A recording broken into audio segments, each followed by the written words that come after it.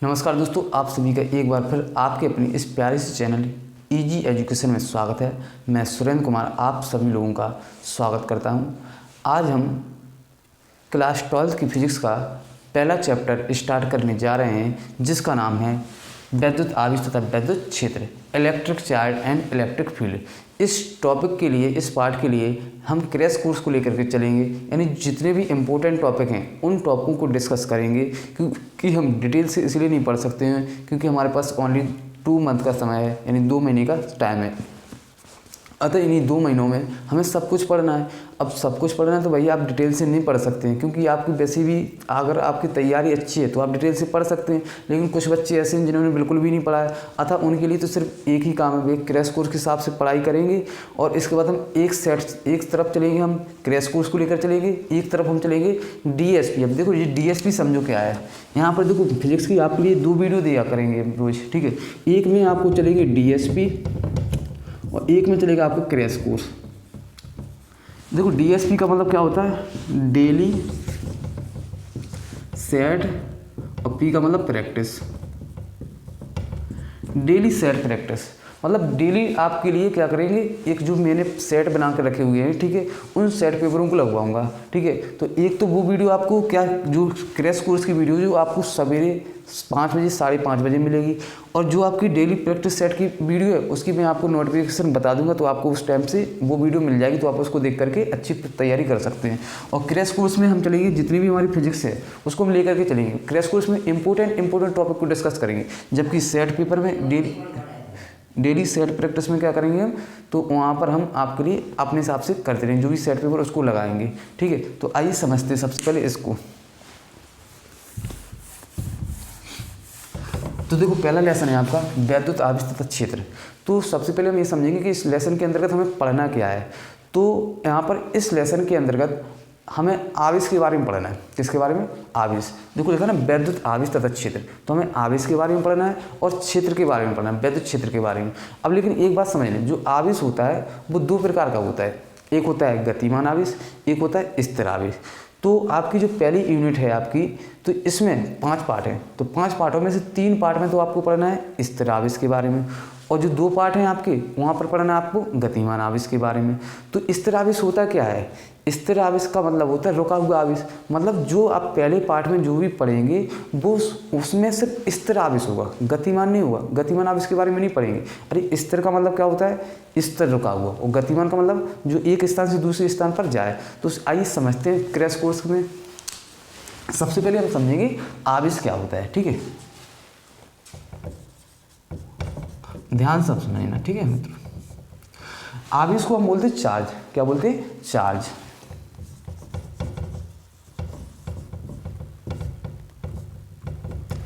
आवेश को हम इंग्लिश में क्या बोलते हैं? चार्ज। अब देखो समझो क्या होता है आवेश। इसको ऐसे समझो कि जैसे मैंने कहा कि मेरे पास ये मार्कर है और इसको मैं कह रहा हूँ कि ये मार्कर है, तो मार्कर कब होगा? ये बात, ये मार्कर है तो मार्कर कब होगा? अगर मैंने कह दिया कि ये मेरे पास जल है तो जल कब होगा? अगर मैंने कह दिया कि मेरे पास ये द्रव्य है तो द्रव्य कब होगा? मतलब ऐसे समझो। तो मैंने यही बताया ना कि किसी ना किसी पदार्थ का या किसी न किसी वस्तु का एक गुण होता है। अगर ये मार्कर है तो कब होगा? अब मार्कर है जब इसमें स्याही होगी, इसके अंदर क्या होगी? स्याही भरी होगी, तभी तो वो मार्कर कहलाएगा। अगर खाली है तो क्या वो मार्कर कहलाएगा? नहीं कहलाएगा ना। अगर जल है तो जल में आप लोगों को पता होगा, अगर विज्ञान की बात है, साइंस की भाषा में बात करें तो जल में H2 + O2 होगा, तभी तो वो जल कहलाएगा। अब आ जाए H2 आ जाए और क्या आ जाए? O2 आ जाए, ठीक है, H2 आ जाए, O2 आ जाए, कुछ भी आ जाए तो वो क्या जल कहलाएगा? नहीं कहलाएगा ना। तो मतलब वही है। तो जिस प्रकार से आप लोगों को पता है जी क्या है? मार्कर है। इसको हम एक भाषा में कह सकते हैं मैटर बोल सकते हैं, द्रव्य बोल सकते हैं, या फिर पदार्थ बोल सकते हैं। तो इसको हम पदार्थ कब बोलेंगे? इसको हम पदार्थ तब बोलेंगे जब इस पदार्थ को हम, इसमें क्या होगा? द्रव्यमान होगा। नहीं समझे? देखो किसी भी पदार्थ, जैसे आप लोगों ने कक्षा 9 में पढ़ा होगा पदार्थ किसे कहते हैं, या छोटी क्लास में पढ़ा होगा, तो पदार्थ क्या होता है? जिसमें द्रव्यमान के साथ साथ क्या होता है? आयतन होता है, द्रव्यमान का मतलब क्या होता है, मास होता है, और आयतन का मतलब क्या होता है, वॉल्यूम होता है। मतलब जिस वस्तु में द्रव्यमान होगा वो वस्तु कहाँ की हो जाएगी, नीचे। जैसे ये वस्तु कहाँ की हो रही है, नीचे। जब नीचे जाएगी तो ये क्या करेगी, स्थान घेरेगी। स्थान घेरेगी ना, तो वो क्या हो जाएगा, आपका आयतन। तो उसी प्रकार से आप कह सकते हैं ना कि किसी पदार्थ का क्या होता है, पदार्थ को हम पदार्थ जब कहेंगे जब उसमें द्रव्यमान होगा तो आयतन भी होगा, तब उसे कहेंगे। अब आप इसको कैसे समझना है, तो आप इसको ऐसे समझना है कि आवेश किसी भी पदार्थ, किसी द्रव्य या पदार्थ से संबंधित वह गुण होता है। जो आवेश है, देखो यहाँ पर समझना, अभी मैं लिख रहा हूँ कि जो आवेश है वो एक गुण है, क्या है, प्रॉपर्टी है, किसकी, अब देखते हैं ना। तो आवेश किसी द्रव्य या पदार्थ से संबंधित वह गुण होता है जो विद्युत तथा चुंबकीय प्रभाव उत्पन्न करता है या फिर अनुभव करता है, आवेश कहलाता है। देखो कैसे यहाँ पे लिख दे रहे हैं, उसको समझ लेना। आप लोग अगर नोट्स बनाना चाहें तो नोट्स बना सकते हैं, ठीक है। और ये जिसको चाहिए हो तो वो मेरे व्हाट्सअप नंबर पर मैसेज करें, टेलीग्राम को ग्रुप को ज्वाइन करें, वहाँ से मेरे पास जो भी PDF फाइल में नोट्स होंगे मैं उसको दे दूंगा, ठीक है, प्रोवाइड करा दूंगा। टेंशन लेने की जरूरत नहीं है। मैं आपसे प्रॉमिस करता हूँ कि 2 महीने आपकी बहुत अच्छी तैयारी कराऊंगा। इतना है कि यदि 2 महीने आप कर लेते हो तैयारी तो पेपर में अच्छा स्कोर जरूर करेंगे, इतने तो मुझे विश्वास है अपने आप पर, ठीक है। तो आइए पहले इसके हम परिभाषा लिखते हैं, फिर इसके बाद में करेंगे जिसका जो भी टॉपिक चल रहा। तो आवेश लिखेंगे यहाँ पर, द्रव्य या पदार्थ से संबंधित वह गुण होता है जो विद्युत तथा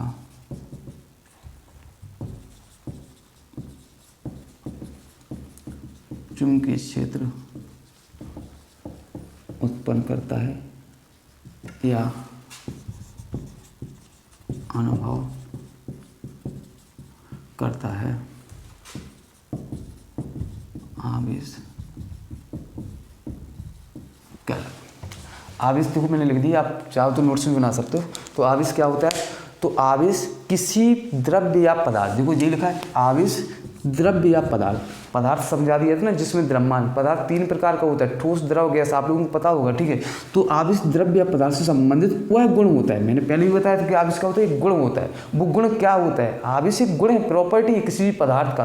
वो गुण क्या है, वो गुण ये है कि ये गुण होता है, जो आवेश होता है वो विद्युत और चुंबकीय क्षेत्र उत्पन्न भी करता है, और क्या करता है, विद्युत क्षेत्र उत्पन्न भी करता है, और उस उत्पन्न हुए क्षेत्र का क्या कराता है, अनुभव कराता है। उसी हम क्या कहते हैं, आवेश कहते हैं, ठीक है। तो आप समझ गए होंगे कि आवेश क्या है, किसी पदार्थ का एक गुण है। देखो इसको हम कैसे समझ सकते हैं, अभी समझा रहे बाद में, ठीक है। तो आवेश एक पदार्थ का गुण है जो क्या करता है, विद्युत क्षेत्र मतलब इलेक्ट्रिक फील्ड उत्पन्न करेगा। कौन करेगा, आवेश करेगा, ठीक है। और क्या करेगा, चुंबकीय क्षेत्र उत्पन्न करेगा। कौन करेगा, आवेश ही करेगा। अब बात ये आती है कौन विद्युत क्षेत्र उत्पन्न करेगा, कौन गतिमान क्षेत्र उत्पन्न करे, कौन चुंबकीय क्षेत्र उत्पन्न करेगा। तो देखो यहाँ पर हम बताएं तो जो स्थिर आवेश हो ना, वो भैया वो स्थिर आवेश होता है ना, स्थिर आवेश क्या करता है, स्थिर आवेश आपका विद्युत क्षेत्र उत्पन्न करता है। और गतिमान आवेश जो होता है ना, वो क्या करता है, चुंबकीय क्षेत्र उत्पन्न करता है। तो मैंने बताया था ना कि कुछ पार्टों में स्थिर आवेश के बारे में पढ़ना है और कुछ में गतिमान। तो यहाँ पर तो हमें सिर्फ क्या पढ़ना है, स्थिर आवेश के बारे में पढ़ना है, ठीक है। इतनी बात समझ में आ गई। तो यहाँ पर इतनी बात समझ में आ गई। तो आवेश आपको समझ में आ गया कि आवेश द्रव्य या पदार्थ से संबंधित वह गुण होता है जो विद्युत तथा चुंबकीय प्रभाव उत्पन्न भी करता है और अनुभव भी करता है। अब देखो यहाँ पर आवेश के बारे में थोड़ा और जानते हैं। तो अब जो आवेश होता है 2 प्रकार का होता है। तो यहाँ पर लिखेंगे टाइप ऑफ चार्ज, आवेश के प्रकार। आवेश के प्रकार, तो आवेश 2 प्रकार का होता है। कितने प्रकार का, 2 प्रकार का। कौन कौन सा, अब ये किसने बताया, एक जी अमेरिका के एक वैज्ञानिक थे जिनका नाम था फ्रैंकलिन। किताबों में कुछ भी दिया। देखो मैं यहाँ पर सिर्फ क्रैश कोर्स को लेकर चल रहा हूँ, सर थोड़ा ज़्यादा गहराई में नहीं ले जाऊँगा, क्योंकि गहराई में जाओगे तो गहराई में उखड़ नहीं पाओगे, ऊपर नहीं आ पाओगे। इसलिए पेपर को देखो कि 2 महीने बच्चे, 2 महीने में आपको लिए फिजिक्स पढ़ना है, केमिस्ट्री पढ़ना है, बायोलॉजी पढ़ना है, सब कुछ पढ़ना है। इसलिए बेसिक नॉलेज रखो। और आप पहले से जिसकी तैयारी, तो भाई साहब वो किताब से भी पढ़ सकता है, कोई प्रॉब्लम नहीं, ठीक है। तो टाइप ऑफ चार्ज, आवेश कितने प्रकार के, 2 प्रकार के। जो किसने बताया था, अमेरिका के एक वैज्ञानिक ने खोजा, ठीक है, या फिर बताया कि आवेश 2 प्रकार का होता है। कौन कौन सा, एक होता है धनावेश और दूसरा होता है ऋणावेश। धनावेश को हम इंग्लिश में बोलते हैं पॉजिटिव चार्ज। क्या बोलते हैं? Positive charge. और ऋणावेश को बोलते हैं नेगेटिव चार्ज। क्या बोलते हैं? Negative charge. धनावेश को हम लिखते हैं प्लस से और ऋणावेश को लिखते हैं माइनस से। इतनी बात समझ में आ गई? तो इतनी बात आपको समझ में आ गई कि आवेश कितने प्रकार का होता है? 2 प्रकार का। एक होता है, अब वो प्रकार नहीं, गतिमानों और स्थिर की बात नहीं हो रही, सिर्फ यहाँ पर स्थिर आवेश की बात की हो रही कि जो आवेश होता है 2 प्रकार का। कौन कौन सा? एक धनावेश होता है, एक ऋणावेश। धनावेश को हम क्या बोलते हैं? Positive charge. और ऋणावेश को हम क्या बोलते हैं? Negative charge. धनावेश को हम प्लस से डिनोट करते हैं और ऋणावेश को हम माइनस से डिनोट करते हैं। इतनी बात समझ में आ गई? अब ये धनावेश क्या होता है, ऋणावेश क्या होता है, तो देखो इसको ऐसे समझ लो। कैसे समझे? ऐसे कि जैसे मेरे पास 2 वस्तुएं हैं, एक वस्तु ए है, एक वस्तु बी है। मेरे पास ए है और एक वस्तु बी है। अब जैसे पदार्थ है, तो आप लोगों ने रसायन विज्ञान में पढ़ा होगा कि जो से पदार्थ होता है, तो पदार्थ में इलेक्ट्रॉन भी होते हैं, प्रोटॉन भी होते हैं और न्यूट्रॉन भी होते हैं। लेकिन आप लोगों ने एक फार्मूला पढ़ा होगा, Z बराबर P बराबर E। Z क्या है? परमाणु क्रमांक, किसी तत्व का परमाणु क्रमांक। और उस तत्व का परमाणु क्रमांक होता है वो किसके बराबर होता है? प्रोटॉनों की संख्या। और जितनी प्रोटॉनों की संख्या होती है वही क्या होती है? इलेक्ट्रॉनों की संख्या। तो मेरे पास एक पदार्थ है, इसमें पता चला प्रोटॉनों की संख्या हमने अपने मन से मान लीजिए, मान से समझा रहे हैं, नहीं समझाने के लिए और कुछ नहीं, 10 इलेक्ट्रॉन 10 प्रोटॉन है। और जिसमें जितने प्रोटॉन होंगे वो उतनी क्या होंगी? इलेक्ट्रॉन। Z बराबर P बराबर E के अनुसार। तो यहाँ पर E बराबर कितने हो जाएंगे? 10। इतनी बात समझ में आ गई? अब यहाँ पर इसमें भी सेम है, प्रोटॉनों की संख्या क्या है? सेम है, 10 है। और E की मान भी क्या है? 10 है। इतनी बात समझ में आ गई? अब इन दोनों वस्तुओं को हमने आपस में रगड़ा। क्या किया? आपस में रगड़ा। जब इन वस्तुओं को आपस में रगड़ा तो एक वस्तु से कुछ इलेक्ट्रॉन निकल करके दूसरी वस्तु में स्थानांतरित हो जाते हैं। क्या हो जाते हैं? स्थानांतरित। तो इस वस्तु से कुछ इलेक्ट्रॉन निकले और वो इसमें पहुंच गए। ध्यान से समझना, ठीक है? इस वस्तु से कुछ इलेक्ट्रॉन निकले, इसमें पहुंच गए। मान लिया यहाँ से 5 इलेक्ट्रॉन कम होगा। क्या होगा? 5 कम हो गए तो 5 बचे। तो इसमें कितने हो जाएंगे? सॉरी, इलेक्ट्रॉन निकलेंगे। क्या निकलेंगे? इलेक्ट्रॉन। ये तो 10 ही रहेंगे प्रोटॉन। सिर्फ जो घर्षण की प्रक्रिया होती है या फिर घिसने की जो प्रक्रिया होती है उसमें सिर्फ इलेक्ट्रॉन ही स्थानांतरित होते हैं, ना कि प्रोटॉन। तो यहाँ पर 5 इलेक्ट्रॉन कम हुए। कितने इलेक्ट्रॉन निकल गए? 5। तो भैया जब 5 इलेक्ट्रॉन यहाँ से कम हुए तो यहाँ पर भी कितने हो जाएंगे? यहाँ पर 10 तो पहले से जी थे, बराबर ही थे, तो यहाँ पर कितने हो जाएंगे? 5 और हो जाएंगे, तो 15।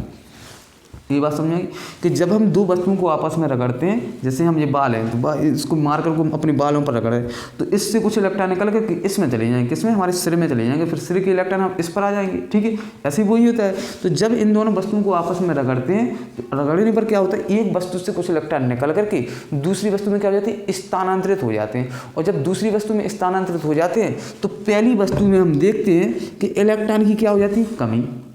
इलेक्ट्रॉन की कमी और प्रोटॉनों की अधिकता।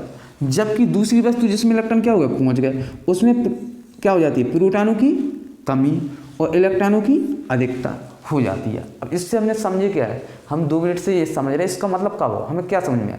अरे मतलब देखो, समझो, समझने की कोशिश करो भाई साहब। आप लोगों को पता होगा भैया कि जो ई होता है वो क्या सा होता है? ई को हम बोलते हैं इलेक्ट्रॉन। क्या बोलते हैं? इलेक्ट्रॉन। और इलेक्ट्रॉन की अगर आवेश की बात करी जाए तो कितना होता है? 1.6 × 10⁻⁻19 कूलाम होता है इलेक्ट्रॉन का आवेश, ठीक है? लेकिन वो आवेश होता कैसा है? ऋणावेश की धनावेश। तो भैया जी होता है ऋण। कैसा होता है? इलेक्ट्रॉन पर जो आवेश होता है वो ऋण होता है, अर्थात इलेक्ट्रॉन ऋण होता है और प्रोटॉन क्या होता है? धन होता है। तो ये बताओ पहले, अब हमें ये पता चल गया कि जो इलेक्ट्रॉन है वो कैसा ऋण है और ये क्या है? धन है। प्रोटॉन धन है, इलेक्ट्रॉन ऋण है। इतनी बात समझिए। अब दोनों वस्तुओं में अगर कंपेयर करके देखा जाए तो पहली वस्तु में धन की संख्या देखें। किसकी? धन की। जबकि घर्षण से पहले, जो घर्षण की प्रक्रिया के पहले क्या थी? दोनों में बराबर थी।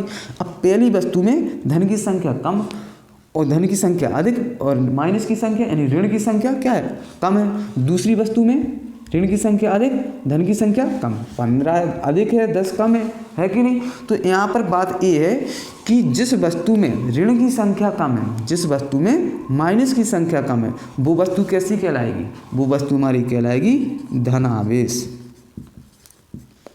बोलो ऐसा क्यों? भैया ऋण की संख्या कम है, धन की संख्या अधिक है, तो वो क्या कहलाएगी? धनावेश। और जिस वस्तु में ऋण की संख्या अधिक है तो वो कैसी कहलाएगी? ऋण आवेश। क्या कहलाएगी? ऋण आवेश। नहीं आसान। तो इसको हम कैसे याद रखेंगे धनावेश को? हम याद रखेंगे कि जिस वस्तु में इलेक्ट्रॉनों की कमी और प्रोटॉनों की अधिकता होती है उसे हम क्या कहते हैं, उसे हम धनावेश कहते हैं। जबकि जिस वस्तु में प्रोटॉनों की कमी और इलेक्ट्रॉनों की अधिकता होती है उसे हम क्या कहते हैं, ऋणावेश कहते हैं। सिंपल सी बात है भाई साहब, अगर इसमें इलेक्ट्रॉन की संख्या यानी ज़्यादा है, ऋण की संख्या ज़्यादा है तो ऋणावेश कहलाएगी, और जिसमें धन की संख्या ज़्यादा है तो वो धनावेश कहलाएगी। आप लोगों के लिए समझ में आ गया कि नहीं आया, आ गया ना, ठीक है। अब इसके बाद समझते हैं इसका नेक्स्ट टॉपिक। तो अब हमारा आवेश के बारे में थोड़ी और बेसिक जानकारी देखते हैं, आइए। तो जो आवेश होता है, ध्यान से समझना यहाँ पर, जो आवेश है क्या है, आवेश है। आवेश को हम Q से प्रदर्शित करते हैं, कैसे, Q से। आवेश को हम Q से प्रदर्शित करते हैं, कहीं कहीं पर कैपिटल Q दिया रहता है, कहीं कहीं पर स्मॉल q भी दिया रहता है, कोई प्रॉब्लम, ठीक है। तो हम आवेश को Q से प्रदर्शित करते हैं, कैसे, Q से, स्मॉल q या कैपिटल Q से। अब यहाँ पर बात ये है कि समान प्रकार के आवेश, ध्यान रखना कुछ पॉइंट है यहाँ पर लिखे दे रहे, समान प्रकार के आवेश।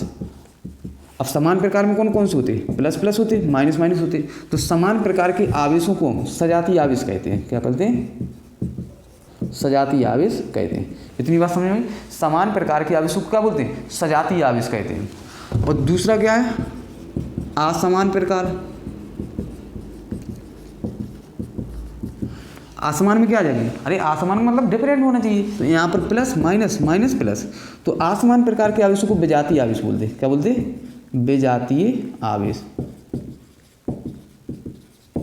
इतनी बात समझिए, आसमान प्रकार के आवेशों को विजातीय, समान प्रकार के आवेशों को हम सजातीय आवेश कहते हैं, आसमान प्रकार के आवेशों को हम विजातीय आवेश कहते हैं। इतनी बात समझ में आ गई ना। अब यहाँ पर सजातीय आवेशों के मध्य जो बल होता है ना वो प्रतिकर्षण लगता है।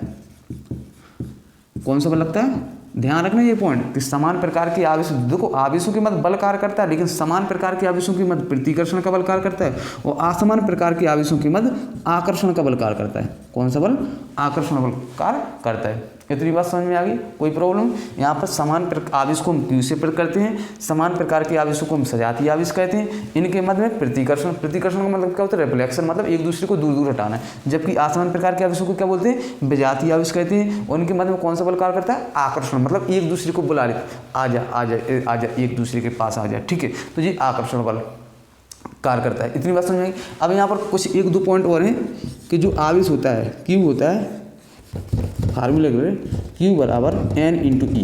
इसका मतलब क्या होता है, जो आवेश होता है वो इलेक्ट्रॉन की संख्या का पूर्ण गुणज होता है, इलेक्ट्रॉनों की संख्या का पूर्ण गुणज हो जाता है। देखो यहाँ पर Q बराबर N क्या है, इलेक्ट्रॉनों की संख्या, इलेक्ट्रॉनों की संख्या, E क्या है, इलेक्ट्रॉन का आवेश, इलेक्ट्रॉन का आवेश। तो जो आवेश होता है वो क्या होता है, इलेक्ट्रॉन जो आवेश होता है वो इलेक्ट्रॉन के आवेश का पूर्ण गुणज होता है। जो आवेश होता है वो इलेक्ट्रॉन के आवेश का पूर्ण गुणज होता है, ठीक है। इतनी बात समझ में। अब चौथा पॉइंट क्या है, तो चौथा पॉइंट है Q बराबर होता है I इंटू टी। क्या होता है, I इंटू टी, एक फार्मूला है, Q बराबर I इंटू टी। इतनी बात आपको समझ में आ गई, बेसिक जानकारी है, ये आपको पता होनी चाहिए इतनी। अब इसके बाद हम देखते हैं इसका नेक्स्ट टॉपिक, तो आइए समझते हैं।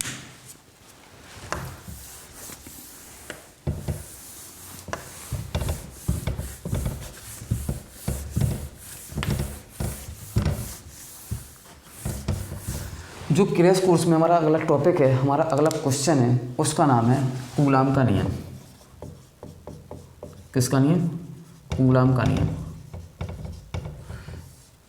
का सत्यापन,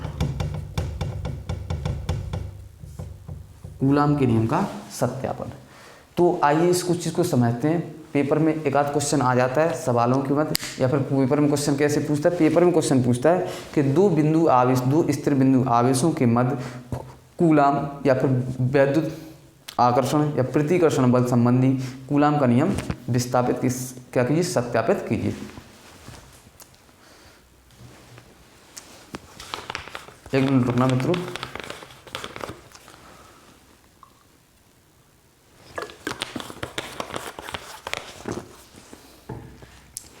तो देखो कूलाम का नियम क्या होता है, इसको समझते हैं। तो जो कूलाम का नियम दिया था वो कूलाम नाम के वैज्ञानिक ने दिया था। किसने दिया था, कूलाम नाम के वैज्ञानिक ने दिया था। और कौन से सन में दिया था, 1785। कितने में, 1785। तो सन 1785 ईस्वी में सन 1785 ईस्वी में कूलाम नाम के वैज्ञानिक ने दो स्थिर बिंदु आवेशों के लिए एक नियम प्रतिपादित किया, जिसे हम क्या कहते हैं, कूलाम का नियम कहते हैं। लिख दें तो लिखें, दे रहे, देखो यहाँ पर लिख लीजिए, ठीक है। सन 1785 ईस्वी में कूलाम नाम के एक वैज्ञानिक ने दो स्थिर बिंदु आवेशों के लिए एक नियम प्रतिपादित किया, जिसे कूलाम का नियम कहते हैं। कूलाम का नियम क्या है? तो सन 1785 ईस्वी में कूलाम नाम के एक वैज्ञानिक ने, जिनका नाम क्या था, कूलाम, तो कूलाम नाम के एक वैज्ञानिक ने दो स्थिर बिंदु आवेश, कितने बिंदु, सिर्फ दो, कंडीशन उन्होंने जो नियम दिया था वो काय के लिए दिया था, एक बिंदु जी है स्थिर, एक बिंदु जी है, इस पे प्लस क्यू आवेश रखा, क्या रखा, प्लस क्यू आवेश, इस पे कोई दूसरे या तो समान होगा या फिर क्या होगा, असमान होगा। यहाँ पर मान लिया Q1 मान लो, समान प्रकार के हैं, तो यहाँ पर फिर क्या मान लो, Q2 मान लो, या तो समान प्रकार की या फिर असमान प्रकार की, ठीक है। इनके बीच की दूरी क्या है, R, ध्यान से समझना।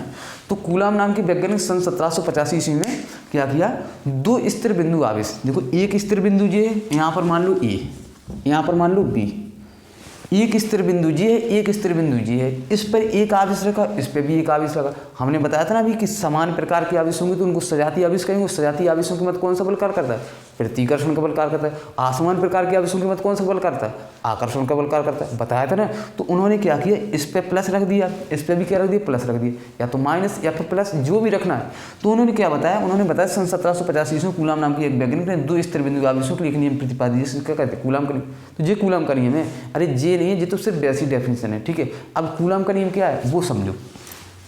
तो कूलाम का नियम क्या है, तो कूलाम के नियम के अनुसार यहाँ पर लिखे दे रहे, ठीक है, लिख रहा है तो लिख लो, नोट्स बना लेना। तो कूलाम जी तो बहुत अलग, कूलाम के नियम अनुसार दिख रहा है ना। तो कूलाम के नियम के अनुसार क्या होगा, दो स्थिर बिंदु, दो स्थिर बिंदु आवेशों के मध्य एक बल कार्य करता है, जिसे वैद्युत बल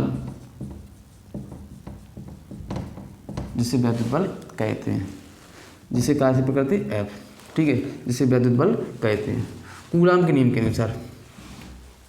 देखो पहले क्या बताया, कूलाम सन 1785 ईस्वी में कूलाम नाम के एक वैज्ञानिक थे, उन्होंने क्या बताया कि दो स्थिर बिंदु आवेशों के लिए एक नियम प्रतिपादित किया, जिसे कूलाम के नियम कहते हैं। लेकिन वो कूलाम के नियम वो नहीं है।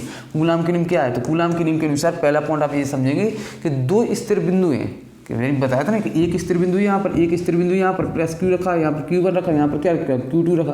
तो उसके अनुसार क्या है, दो स्थिर बिंदु आवेशों के मध्य एक बल कार्य करता है, जिसे हम वैद्युत बल कहते हैं। या जी तो बात हम पहले भी बता चुके कि समान प्रकार के आवेश होंगे तो उसके मध्य बल कार्य करेगा। वो कौन सा बल होगा, आकर्षण, ठीक है, प्रतिकर्षण। और असमान प्रकार के आवेश तो आकर्षण बल कार्य करेगा। तो उन्होंने यही तो बताया कि दो स्थिर बिंदु आवेशों के मध्य एक बल कार्य करता है। पहला पॉइंट ये समझ में आ गया। इसके मध्य क्या करेगा, दोनों स्थिर बिंदु के आवेशों के मध्य एक बल कार्य करेगा। अगर आवेश यहाँ पर है, यहाँ पर भी एक समझ में आ गया। अब दूसरा पॉइंट उन्होंने क्या बताया, तो कूलाम के नियम के अनुसार आप लिखेंगे, कूलाम के नियम अनुसार लगने वाला वैद्युत बल दो स्थिर बिंदु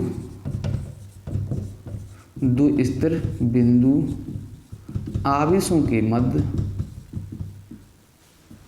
लगने वाला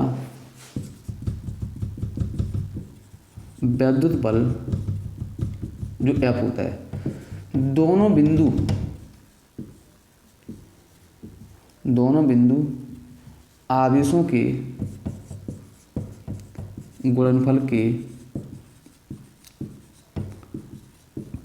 अनुक्रमानुपाती तथा उनके बीच की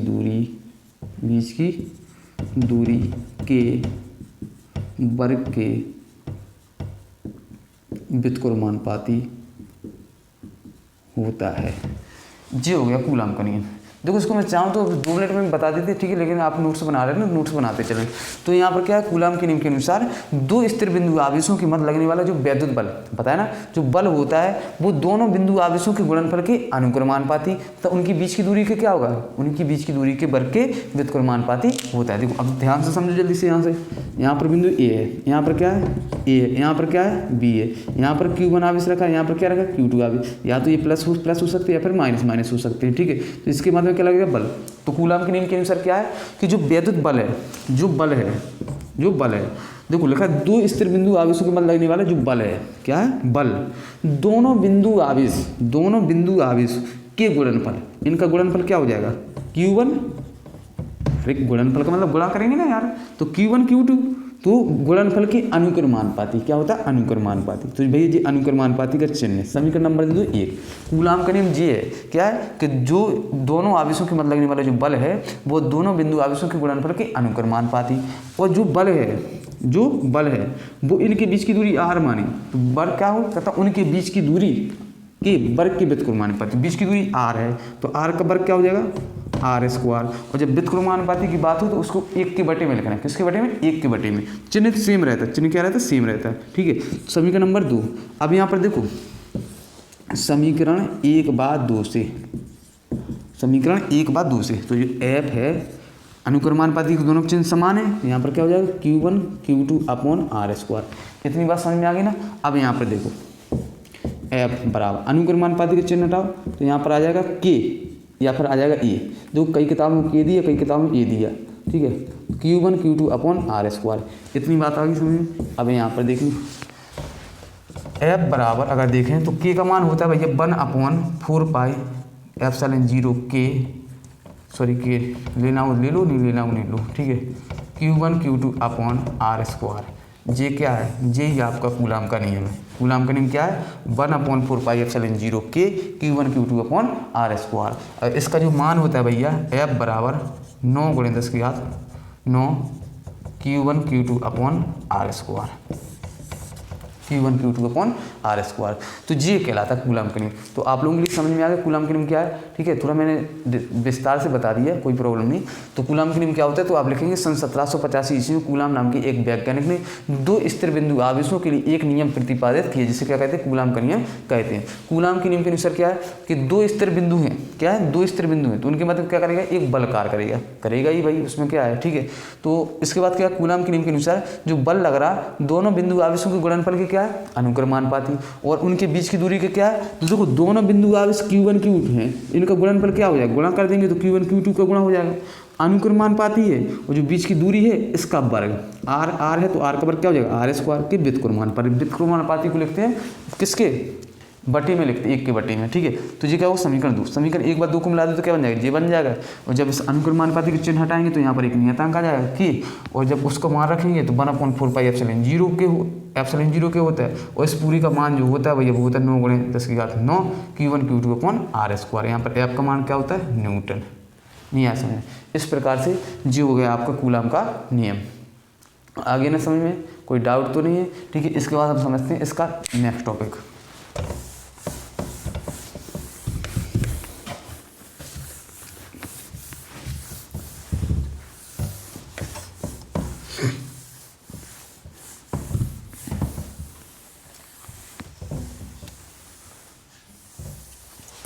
अब देखो हमारा अगला टॉपिक है वैद्युत क्षेत्र।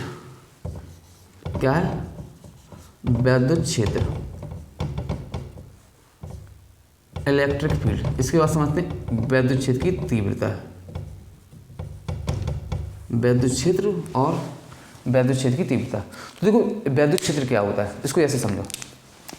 मान लिया ये एक क्षेत्र है, क्या है, क्षेत्र है, इसको ध्यान से समझना है। प्लस आवेश है, माइनस क्या है, प्लस माइनस, ऐसे बहुत से आवेश हैं, क्या है, बहुत से आवेश हैं। तो इसमें जब किसी आवेश को आप ले जाओगे, कोई अन्य आवेश को आप ले गए, मान लीजिए परीक्षण आवेश है। परीक्षण आवेश का मतलब क्या होता है, चार्ज, टेस्टिंग चार्ज। टेस्टिंग का मतलब क्या होता है, परीक्षण करने, जांच करने वाला। तो जब इस क्षेत्र के अंदर आप अन्य आवेश को ले जाओगे तो जो आवेश है ना, यदि वहाँ पर, अब जी बताओ, जब यहाँ पर प्लस है तो ये प्लस क्यू आवेश था, तो इसके मध्य में एक बल कार्य करेगा कि नहीं करेगा, क्योंकि पहले से आवेश ऋणात्मक है, तो प्लस माइनस होगा तो उसके मध्य आकर्षण का बल कार्य करेगा। प्लस प्लस होगा तो इनके मध्य में क्या लगेगा, प्रतिकर्षण का बल कार्य करेगा। तो ये जो आवेश है ना, जो आप यहाँ पर ले गए परीक्षण आवेश है, कुछ भी आवेश है, तो वो क्या करेगा, बल का अनुभव करेगा, तो उसको ही हम बोल देंगे वैद्युत क्षेत्र। देखो इसको लिखना कैसे, आप लिखेंगे किसी वैद्युत आवेश के चारों ओर का वह क्षेत्र जिसमें किसी अन्य आवेश को ले जाने पर वह आवेश या तो प्रतिकर्षण या आकर्षण के बल का अनुभव करता है, वैद्युत क्षेत्र कहलाता है।